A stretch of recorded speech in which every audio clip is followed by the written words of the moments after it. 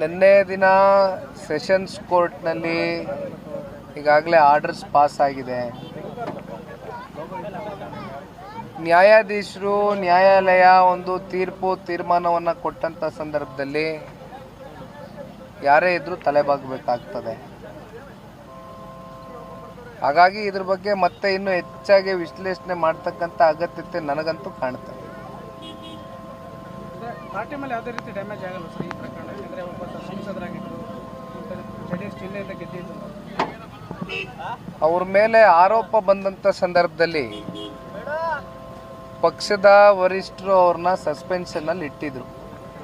ಆಗಿನ್ನೂ ಅಪರಾಧಿನೋ ಅಪರಾಧಿ ಅಲ್ವೋ ಅಂತಕ್ಕಂಥದ್ದು ತೀರ್ಪು ಬಂದಿರಲಿಲ್ಲ. ಹಾಗಾಗಿ ಇದರಲ್ಲಿ ನಿಮಗೆ ಒಂದು ಸ್ಪಷ್ಟತೆ ಅರ್ಥ ಮಾಡ್ಕೊಳ್ಬೇಕಾಗ್ತದೆ. ಇದಕ್ಕಿಂತ ನಾನು ಹೆಚ್ಚು ಇದ್ರ ಬಗ್ಗೆ ವಿಷಯದ ಬಗ್ಗೆ ಇನ್ನೇನೋ ಪ್ರಸ್ತಾವನೆ ಮಾಡಲಿಕ್ಕೆ ಹೋಗೋದಿಲ್ಲ.